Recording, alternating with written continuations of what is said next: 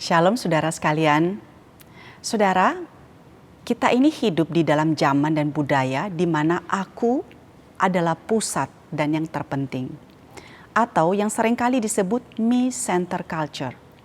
Nah, beberapa dekade terakhir ini saudara, manusia menjadi semakin cinta diri. Dan hal ini sedikit banyak dipengaruhi oleh media sosial yang membuat segalanya menyangkut kita, menyangkut diri. Aku, dan aku.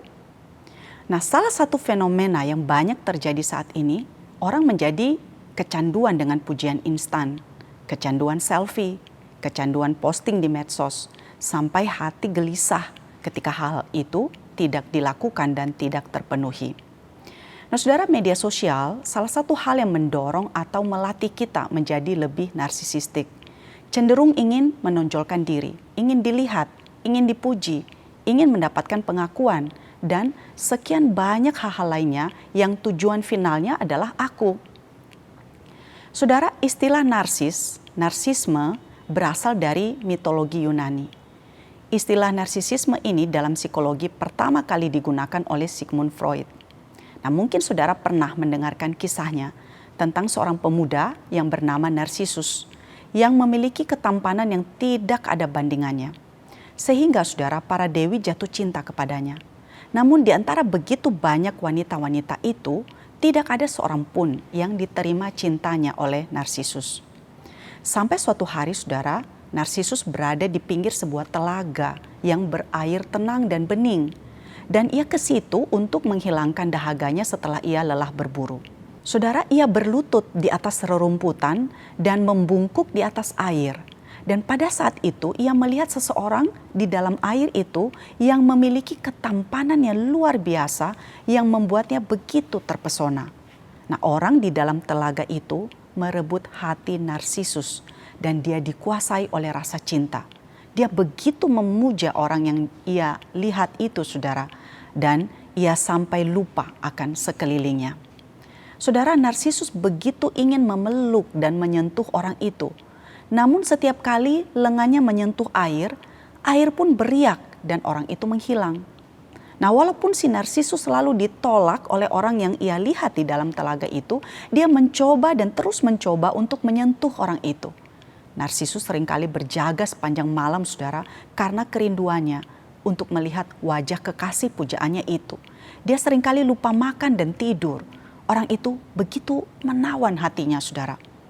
Narsisus tidak menyadari saudara bahwa orang yang dicintai dan dirindukannya siang malam itu sebenarnya adalah dirinya sendiri dan bukan orang lain. Nah saudara, istilah narsistik, narsisme sampai sekarang digunakan untuk menggambarkan seseorang yang mencintai dirinya sendiri. Jadi istilah narsis ini saudara sudah digunakan sebelum tren selfie terjadi. Nah saudara, ada suatu studi yang pernah dilakukan menyangkut pengaruh dan penggunaan media sosial, di mana studi tersebut mengatakan saudara bahwa 80% dari apa yang dipost oleh seorang pemakai media sosial ada hubungannya dengan kepentingan-kepentingan langsung dari pemakai itu sendiri.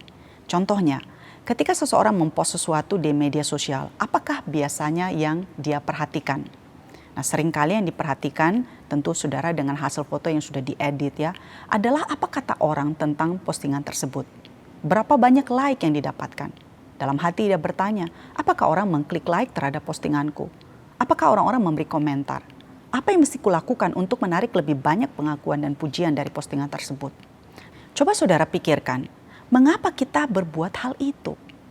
Nah memang saudara, ketika setiap kali melihat sesuatu tentang diri, terutama yang menyangkut hal-hal yang kita anggap positif. Misalnya ketika melihat orang lain memberikan like dan memberikan komentar yang positif atau memuji, maka otak kita saudara mengeluarkan yang disebut dengan dopamin. Aliran dopamin ini membuat kita menjadi bersemangat, membuat kita merasa bahagia. Nah tetapi saudara, sesungguhnya apakah motivasi terdalam seseorang melakukan semuanya itu? Apa yang salah dengan melakukan itu saudara? Nah, saudaraku, ketika kita terobsesi dengan hal-hal itu, Ketika kita hanya ingin memperlihatkan hal-hal yang sesungguhnya bukan realitas kehidupan kita yang sebenarnya. Ketika kita menjadi penuh dengan kepura-puraan. Ketika kita menampilkan hidup yang tampaknya lebih baik, lebih menarik. Ketika semuanya itu menjadi sumber kepuasan diri. Ketika kita menjadi membanding-bandingkan dan kemudian menyadari bahwa hidup kita tidak seindah orang lain. Ketika kita menjadi tidak puas dengan kehidupan kita sendiri.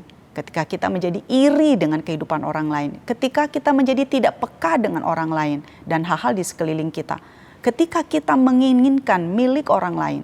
Ketika identitas ditentukan oleh jumlah likes dan jumlah follower. Nah, daftar ini saudara akan terus berlanjut. Dan kita harus mengakui bahwa semuanya itu lebih banyak membawa hal yang kurang baik. Bahkan membawa dosa dibandingkan dengan hal-hal yang positif yang akan didatangkannya bagi kita. Nah, Agustinus Bapak Gereja kita pernah berkata, kecongkakan adalah awal dosa.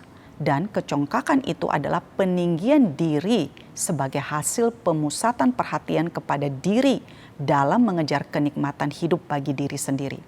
Daripada hidup bagi rencana Allah, manusia justru mengilahkan dirinya sendiri menjadi pusat segala sesuatu. Saudaraku, Paulus di dalam salah satu suratnya kepada Timotius di 2 Timotius 3 ayat 1-2 pernah berkata, ketahuilah bahwa pada hari-hari terakhir akan datang masa sukar. Manusia akan mencintai dirinya sendiri dan menjadi hamba uang. Mereka akan membual dan menyombongkan diri. Mereka akan menjadi pemfitnah. Mereka akan berontak terhadap orang tua dan tidak tahu berterima kasih, tidak mempedulikan agama.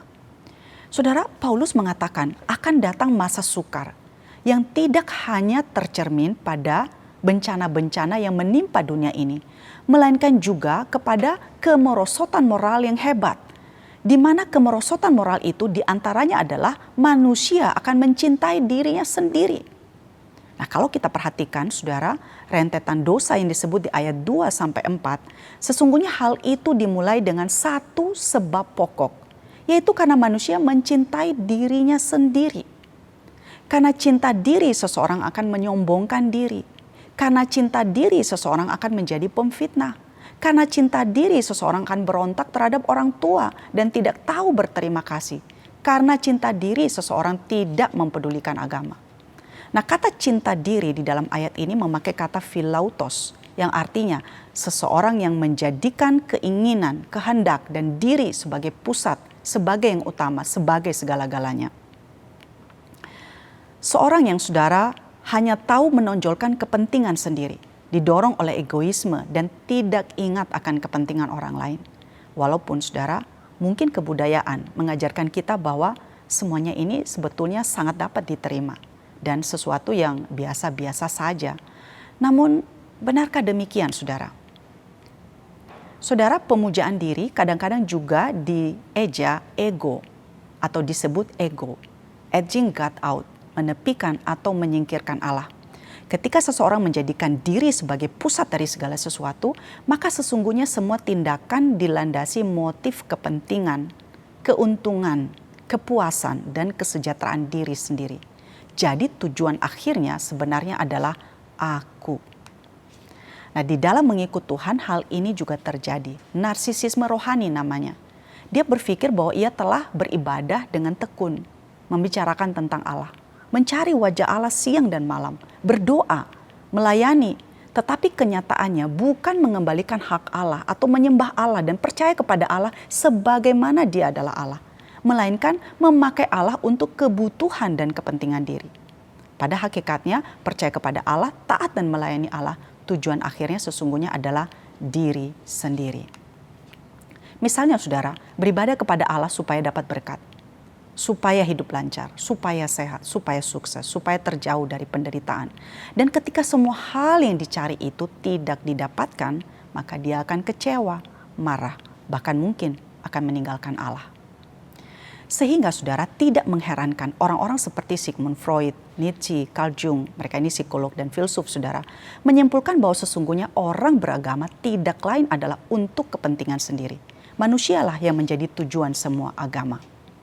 Nah, seorang pemimpin, termasuk pemimpin gereja, seorang pendeta atau pengkhotbah tidak luput dari jiwa narsisistik seperti ini.